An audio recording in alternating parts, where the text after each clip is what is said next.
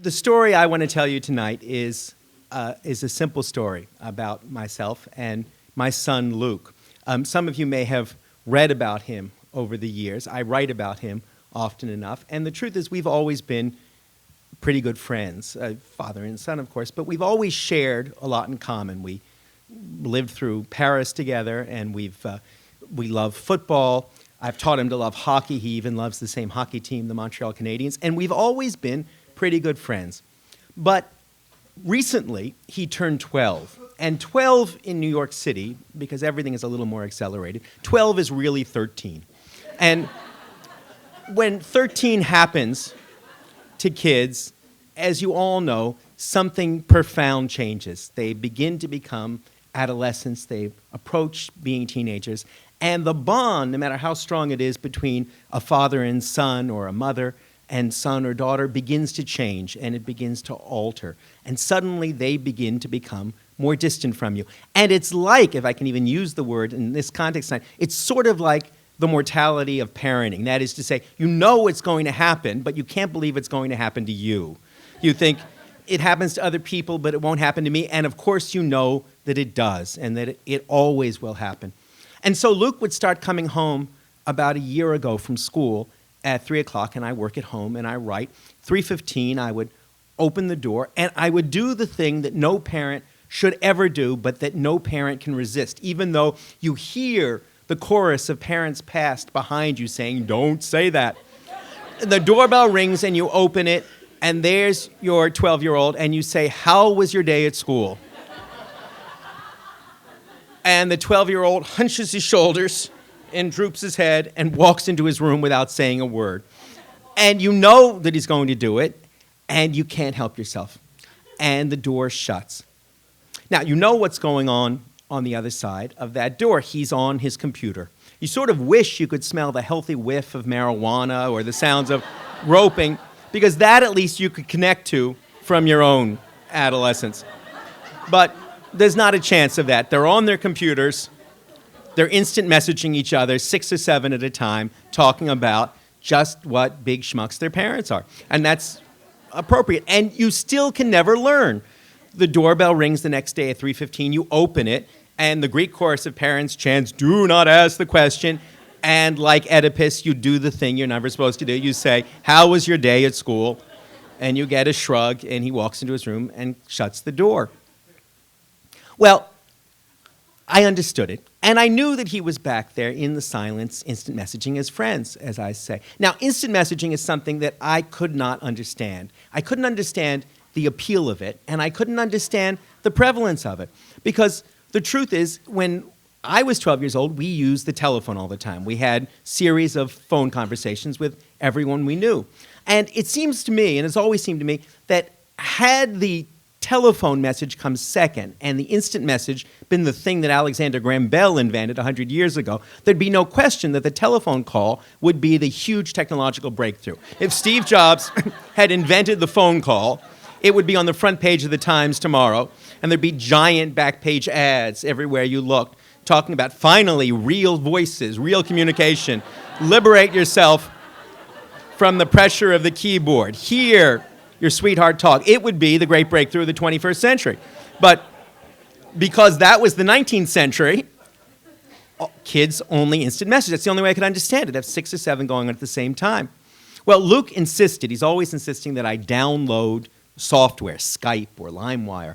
And he insisted that I download AOL instant messaging. And I did, and I had it on my desktop. One day he comes in, I ask the question, he walks into his room, the door shuts, I go back to my little study and I'm writing, and suddenly I hear a ping on my screen. And I look down, and it's an instant message from Luke. And it says, "Hey Dad, what's up?" Question mark. And I write, "Nothing much, what's up with you?" And he says, "Oh, I had a terrible day at school." And right away, he's 15 feet away from me, we have the conversation that he had denied me at the door 5 minutes before. And I realized, of course, what it was really all about. The appeal of instant messaging is that you control, the child controls, the means of communication. You're not accepting the 315 third degree. You're claiming the right to control your own conversations. And so every day from then on, it became a kind of ritual. It was practically Japanese. The doorbell would ring. I would open the door. Luke would come in. We would bow at each other. He would say nothing. He would walk into his room, shut the door. I would go back to my office and shut the door. And about 30 seconds later, a ping would go on, and it would be Luke. Hey, Dad, what's up with you today? And we would instant message each other and have a conversation about our days. And sometimes we'd actually be sitting on the same bed watching a hockey game together, instant messaging each other in total silence. Now, I loved instant messaging once I'd gotten the hang of it. I loved the simplicity of it. I loved the autonomy of it. And I loved the abbreviations, the language of abbreviations that instant messaging has. And Luke taught me all of the abbreviations. BRB means be right back. U2 means U2. GTG means got to go. And then there was one that he didn't even have to teach me because it was so self-evident, and that was LOL. And I knew right away that it meant lots of love because he put it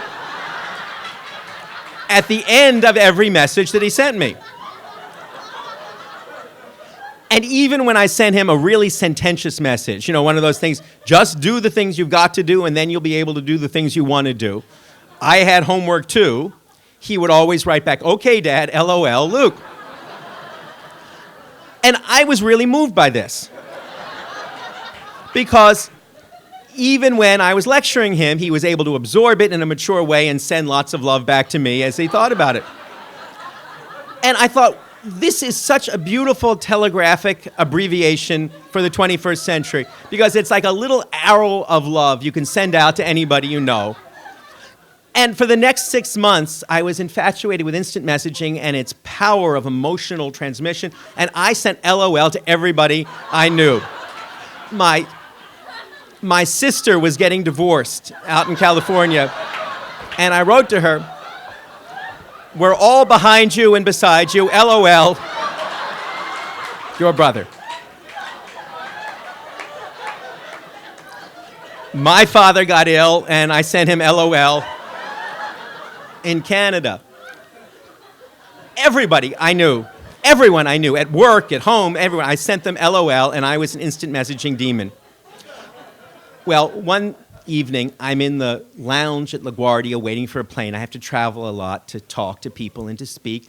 And I was IMing with Luke, and he and I were discussing this, and I was really sort of full of emotion. I hate traveling. I don't like being away from the children. And I wrote to him, Luke, I just want you to understand that every weekend I'm away is a weekend I hate, but I have to do it to live the life we want to live and to make money for us. LOL, your dad.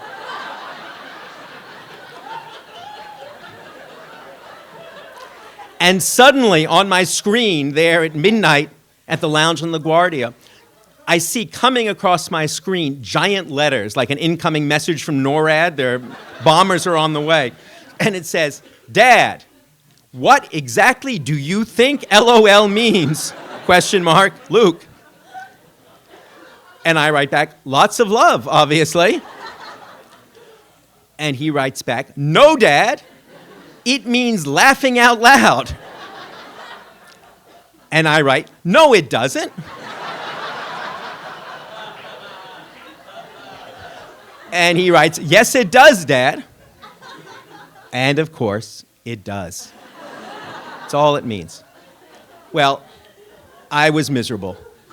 Not only had I been totally misunderstanding the degree of ridicule that Luke had been shooting at me for 6 months, but I was going to have to repeal 6 months' worth of LOL. I was going to have to go through every single person I'd send an instant message to and apologize for having made fun of them in the midst of their suffering. And I thought to myself, this is the real nature of every communication between parent and child. We send them lots of love, they laugh out loud at us, and we don't even know they're doing it. But then, stopped instant messaging each other. And then, a couple of months later, we went off on a trip together, Luke and I did, to Savannah, Georgia. And my computer broke, and I had to send something in to work. So I said to Luke, Luke, can I use your computer? And he said, okay. I said, well, just give me your password so I can get on. he said, "Ooh, I don't want to give you my password." I said, "Luke, why don't you?" He said, "Well, you give me your password." And I said, "Well, my password is you, Luke 94, your name and the year you were born." And he said, "Really?" I said, "Yeah." I said, "So tell me, what's your password?" And he said, "It's Montreal Puck." It wasn't exactly Dad, but it was pretty close. It was something that we had shared and that secretly he had encoded as his way out into the world. It was as though he were packing his suitcase, but he was packing it with something that I had given him. And from that night on, when we got back to New York, we started IMing each other again. And every time we would conclude it, LOL. And here I need some music. I need a little violin music to make this last part mean something to you. Because it's a sort of Christmas message with 12 days to go before Christmas. Because here's the thing that I think is true, what I've learned. And that is that through all of those months, when Luke was laughing out loud at me and I didn't even know it, he never thought there was something strange about our miscommunication. He never stopped to think that there was something wrong about the way that I was using LOL. Because if you think about it, there are very few times in life when saying, "I'm laughing out loud in your presence," and saying, "I love you a lot," aren't really close enough to count. They're not exactly the same. If they were, we would never grieve when someone we loved died. But in most of the exchanges we have between ourselves and our children, saying, "I'm laughing," and saying, "I love you," are a reasonable hit, a near miss, good enough to carry on with. And so now every night, the last thing we do, me from my bedroom and Luke from his, is to send each other an instant message, and we always end it LOL. LOL, Dad. LOL, Luke. And it doesn't matter what it means. It means what it means at that moment to us. Thank you very much.